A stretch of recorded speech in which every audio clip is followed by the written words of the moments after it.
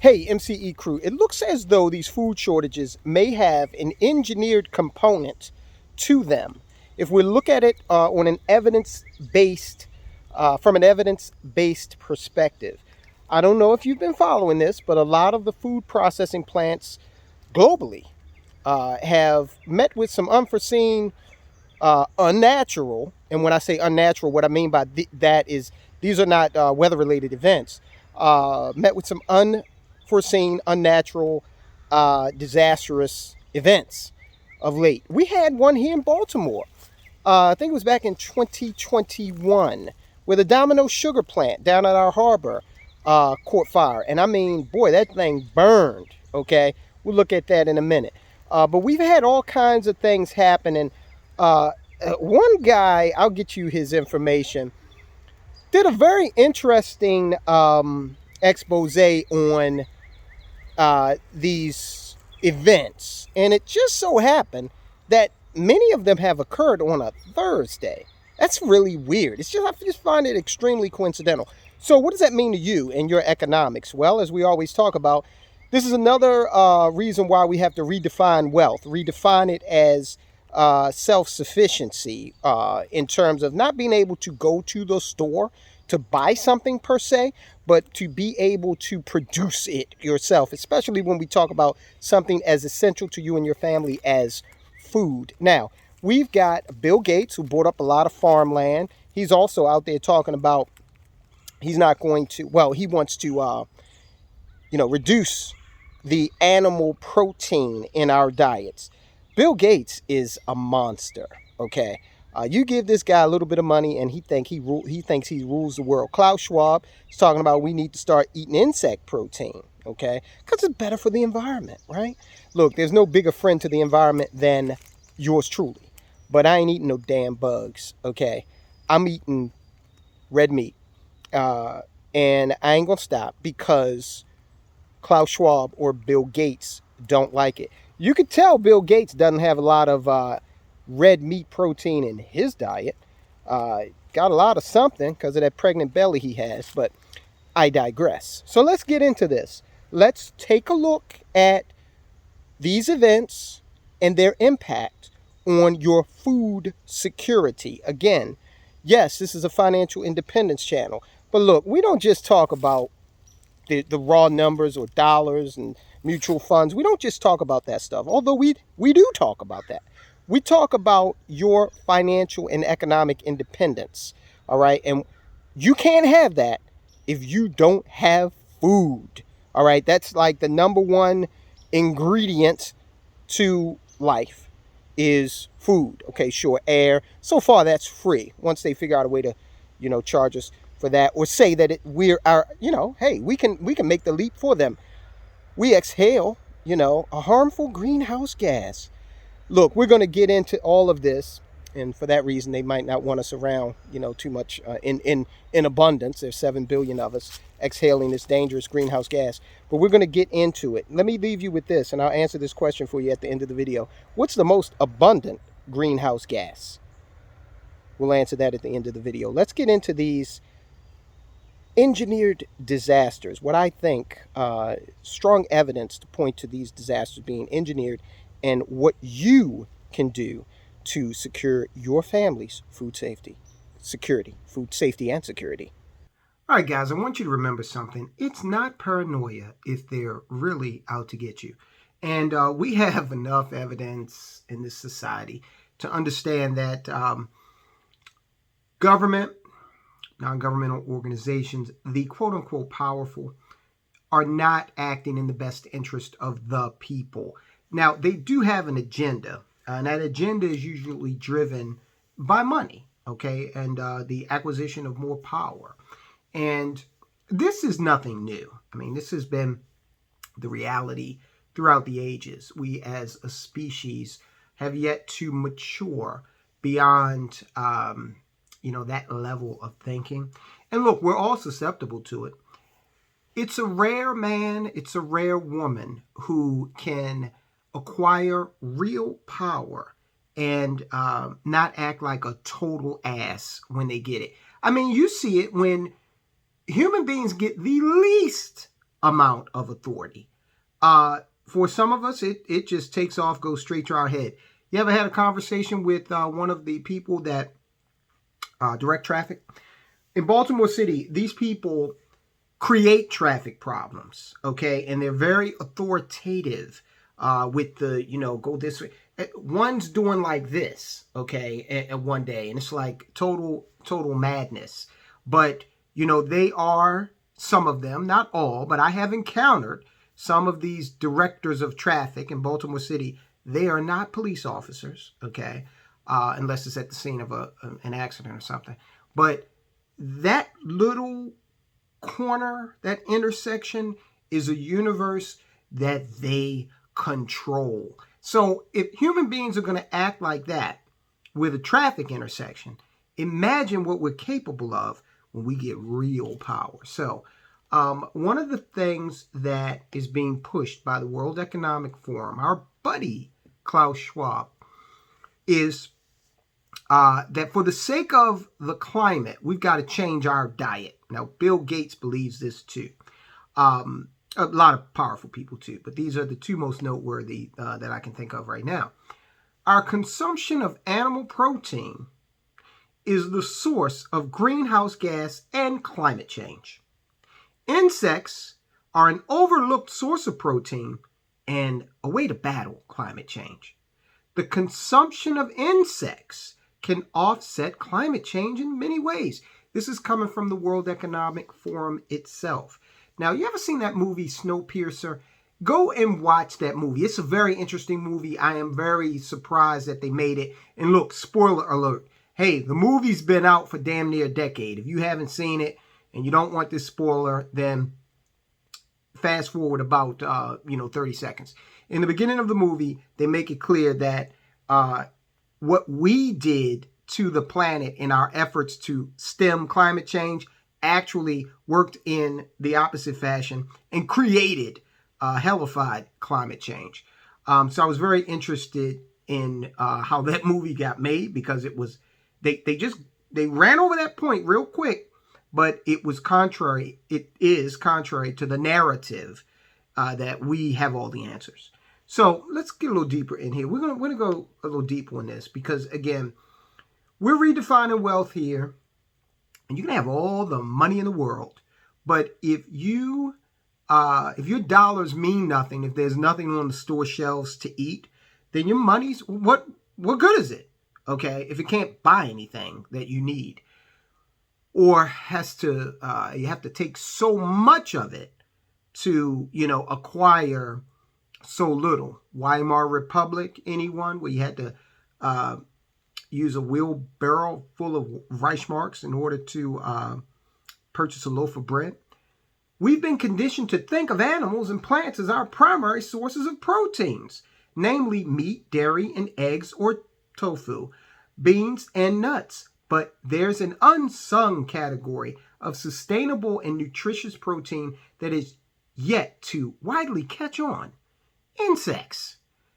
Before you say yuck, hear us out. Now, I guarantee you that Klaus Schwab, it is 8:25 in the evening.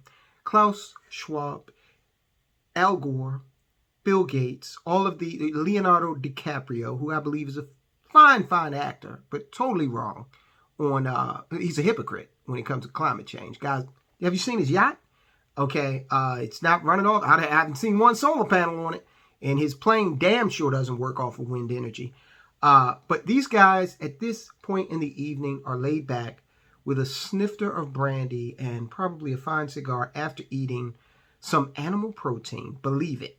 The finest steak, all kinds of probably dressed up ostrich, stuffed ostrich, or something that they don't sell at our local grocery store.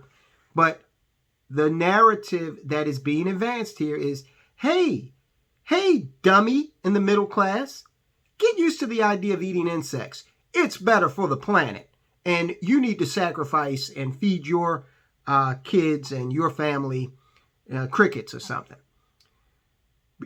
Most of us aren't accustomed to regarding insects as food.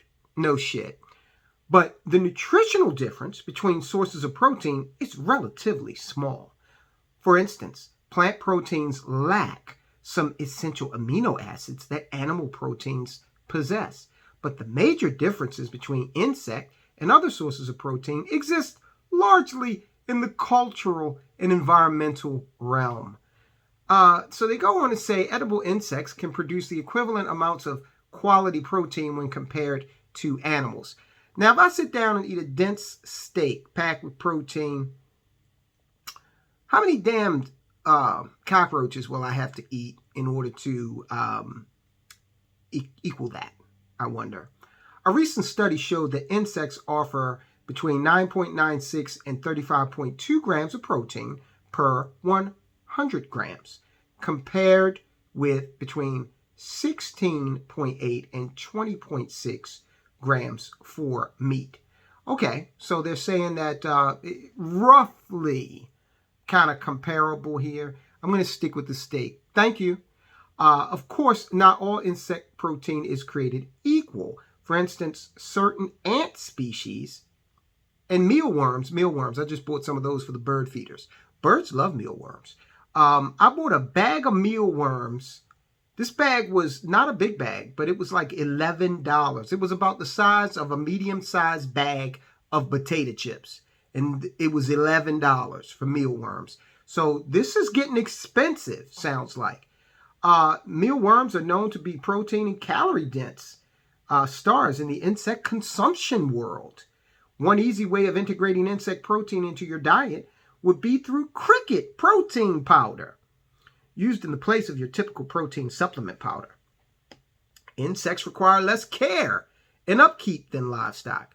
Oh, okay. So, we wouldn't have to use a lasso on the crickets too often, I guess. Whereas, the cow is a little bit more labor intensive. We're actually running out of protein. Leave it to the left. They always have, some sort of worst case scenario. We were running out of natural gas. Remember that? Now we found that we can probably go another 100 years using it at full tilt. We're always running out of something with the left. Now, the left at the top of the food chain, they never seem to be suffering from scarcity. But it's always us. We're running out of protein. By 2050, the Earth will have nearly 10 billion people. I don't know about that because birth rates in several of the larger countries are down. The demand for protein will exceed our ability to procure it. That's a scary thought. Protein is the workhorse of the human cell. Without it, the body cannot produce some of the essential amino acids we need to live. So they're going to fearmonger you into going to your local restaurant and ordering up, a side of mealworms with your cricket Happy Meal. So, look, they're doing this all in under the guise of, you've got to save the planet. Buying a Prius wasn't enough, okay? Buying a Tesla while electricity prices are rising, sorry, it's just not enough. You got to do more. And you're going to do more, even if it means that we have to engineer a food crisis, which I believe is happening. Now, on this channel, we do not want to come off like the guy on Ancient Aliens. That guy that everything, aliens are responsible for it. Okay? A Charlie Brown Christmas. Aliens. All right? You know the guy I'm talking about. That's not us here. Okay? We want to pay attention to facts. So what I try to do is I try to look at a contrary view first. And see, I don't want to suffer from confirmation bias. Okay? I don't want to just look at the sources that back up what I'm already thinking, okay? I want truth. So what I did was I actually went to Snopes, that bastion of contrary thinking when it comes to anything, any suggestion made by the right, politically speaking. Snopes is on it, man. They're anxious to put it down. So look, I went to Snopes, and the question was asked, are fires at food processing plants a new trend? And I'm going to link to this, but basically what they said is, they said no, it's not a new trend. So when I read that, I'm thinking that they're going to have data going back, 20 years. This happens every year type of thing. But they actually kind of disproved the point they're trying to make, because they said this has been something that's been occurring for 2019, 2020, and 2021. So far, there's stability in those years in terms of these food processing plants having these destructive types of fires. Now, what they also did or attempted to do was try to make the case that all of the fires weren't severe. And that's valid, actually. So what I did was I just went out and separated those that were extensive, resulted in lots of people getting laid off, disruptions in the food supply, because some of these fires actually occurred in abandoned portions of some of these plants, okay? But many of them didn't. Many of them were extensive. I'm going to link to that as well, because you need to see that. So yes, it is a trend if it's been happening for the past 3 years. And what happened in 2020? The world changed, all right? And the government doesn't, the powers that be, yes, I said the government. I do not trust the United States government. God, is there anybody out there that does anymore? Okay? I should hope not, based on their track record and even recent history. I love the country, but no, I don't trust this government any further than I can throw it. So yes, 2019, 2020, 2021, and now into 2022, we've got these fires occurring. The government doesn't wake up and just decide to do something and just, start it, immediately. Things build up. So whether you believe that there's some coordinated effort behind this or not, whether you believe that or not, the fact is we're looking at some major disruptions because food processing plants are being taken offline. Food processing plants are being taken offline. And in addition to that, you've got these shortages that are precipitated by the war between Russia and the Ukraine. Lots of countries Ukraine, a major producer of wheat. Who's harvesting wheat or planting wheat in Ukraine right now? In fact, they're such a large producer of it that their flag, the blue on top and the gold on the bottom, is representative of a wheat field against a blue sky. So it's actually incorporated, that theme, that national ability to produce food is incorporated in their actual flag. So we're seeing disruptions there. We're seeing all kinds of embargoes placed on Russian production, okay?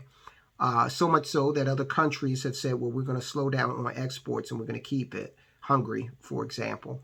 So yes, we're going to see, we may not be seeing it right now. If you go to the community page, a few weeks ago I posted, I was at a local giant food store and they had a sign saying you were only allowed 2 purchases of a chicken item, okay?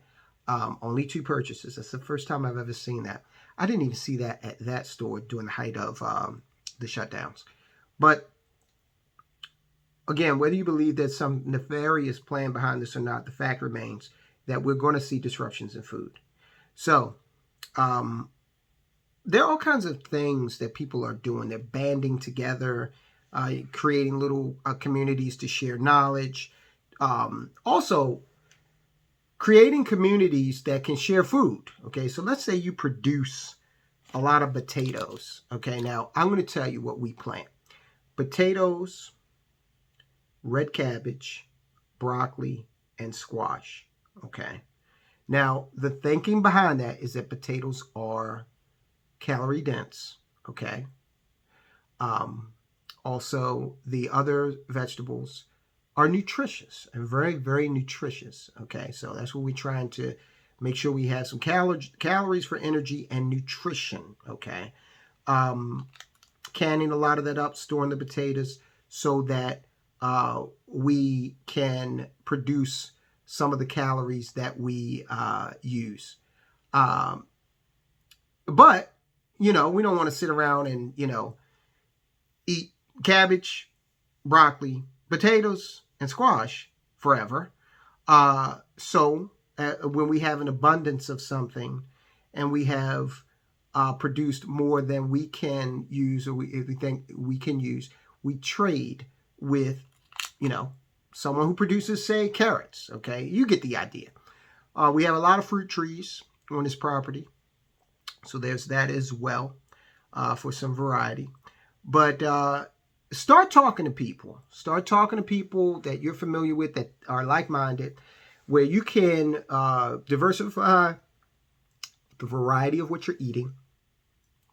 I have a cousin who is actually she's running the local community garden in her town.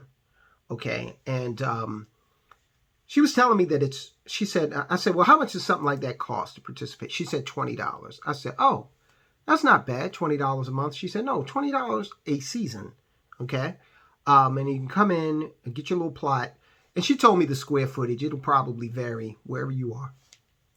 Look, start watching YouTube videos that talking about gardening. Depending on how much land you have, and where I live, we can raise chickens. We can do that, but we don't. Okay, but you're allowed to where we live. Self-sufficiency is the order of the day, because as we move into 2023, we're probably going to be seeing the results of a lot of the food infrastructure issues that we're seeing with these plant fires. One happened in Baltimore last year, the Domino sugar plant down at the Inner Harbor. It burned up.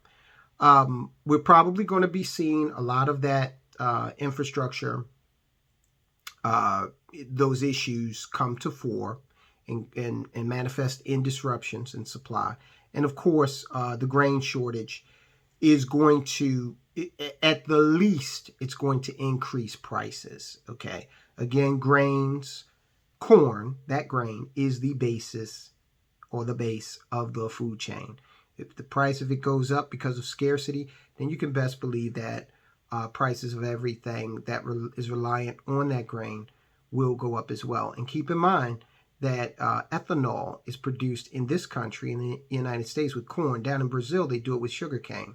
But here in the United States, it's corn-based. So that's another pressure on the that grain that is corn. That's another demand for it, which can also increase prices.